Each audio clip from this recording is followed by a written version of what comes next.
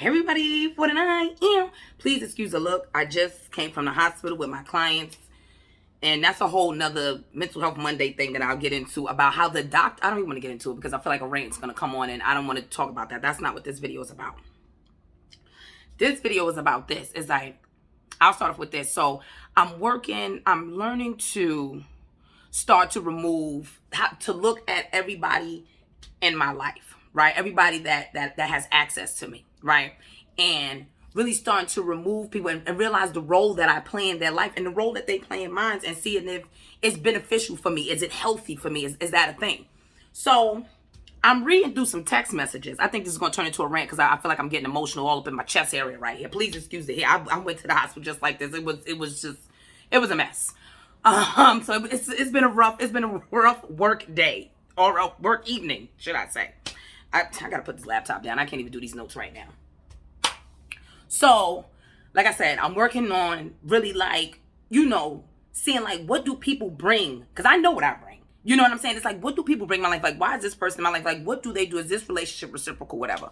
So, I'm reading through some text messages and I got so mad. And you know what I came to the conclusion is that, and I said this for myself and others, if this resonates with you, do not be a placeholder in people's lives. Boom, because this is what people will do.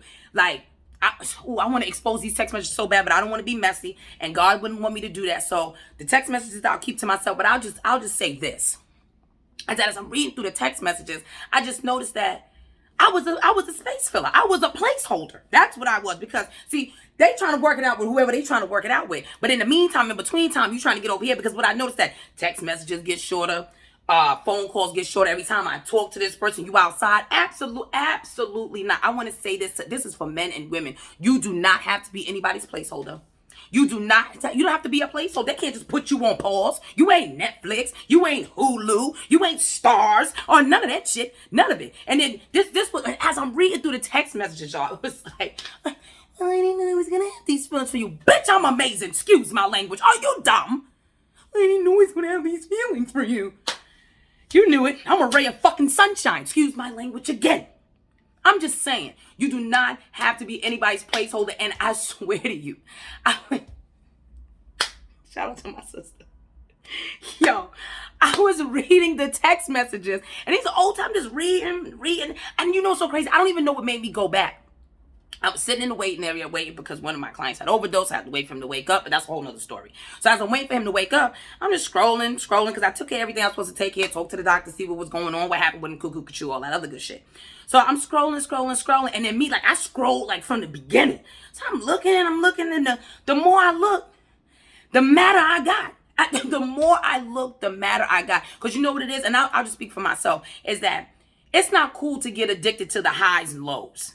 It's not cool to get addicted to the highs and lows of someone. That's just not a cool thing, because when it's high, but when it's low, it's low. And it's like when you do get a chance to have the good times, you don't want to bring the bad times. Like, oh, remember what you did, remember what you said, this made me feel like this, because you just want to ride the wave. And next thing you know, it comes out as word vomit when you're angry, when you're drunk, when you're high, when you whatever. You understand what I'm saying? Like, you do not have to be anybody's placeholder. There's a lot of people, I'm about to get surgical with this shit. There's so many people that do not know what they want.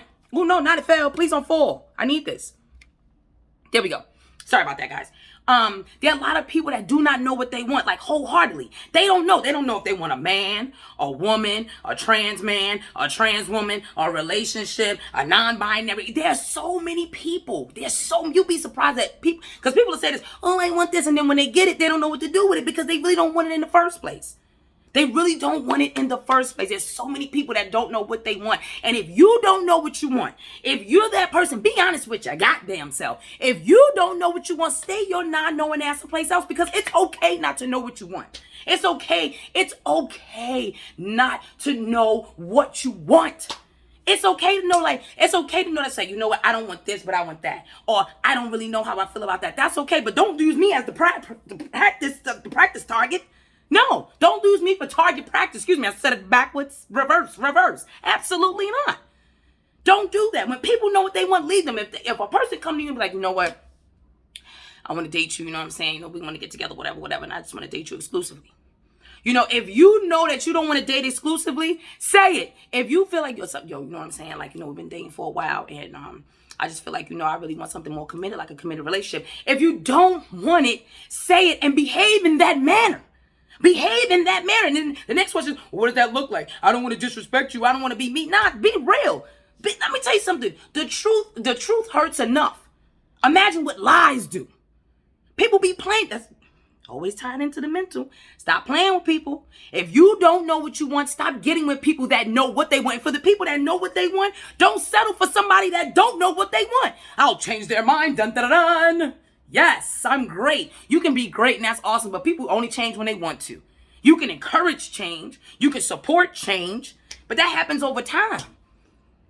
I'm just saying, like, those text messages had me hot in that hospital. I'm sitting there scrolling like, what am I a space filler? Oh, no. I felt so bad, but I just like to share these type of things because I know I'm not the only one that feel like that. Some people are embarrassed, like, oh my God, don't be embarrassed, girl. You ain't the only one. You know, I'm telling you, I'm gonna start this women's group. I gotta start this up because we gotta talk about stuff like this. You do not have to be a space filler. And I understand it get lonely. And you know, we make mistakes and we slip and fall, but we can't slip it to the space filler spot.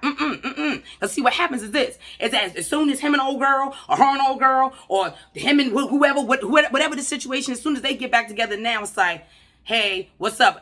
Before it was good morning, beautiful, gorgeous, my Nubian goddess queen from Mother Earth. I love you. You look so delicious. What happened to that? Now it's like, hey, what you doing? Where you at? What you ate? Oh, come on with these generic ass questions. Let's get deep. What I ate. I'm hungry all the time. Who the fuck knows? I don't know. Listen, my memories sometimes be fried, dyed, and blow dried, laid to the side. So I don't even be knowing. Cheese and rice, guys. Come on. And I only say this is because it was like revelations. Are you ready for Jehovah's return? That's how it felt. It was like, my God, what the hell have you been doing this whole time? I gotta laugh at myself. Because I'll be like, damn, that really was me though. So I just share that with y'all to say you do not have to be anybody's space holder, space filler, anything. You know what I'm saying? And let's start making it a thing. That if somebody says to you, because a lot of people, I'm not gonna hold this, sometimes people be really direct, like, you know, this is what I want with someone. And sometimes you think that you can change them or you're a ray of sunshine in their life, and you could very well be. But it's not, it's just, that's just not it. You're just filling that void. You're just a void filler. And when you realize that, that's hurtful. So we got to stop putting ourselves in situations like that. You don't have to be anybody's space filler or void filler. And I say that with all sincerity because as I'm saying it to you, I'm saying it to myself. We on this journey together. You're not alone. Ford and I.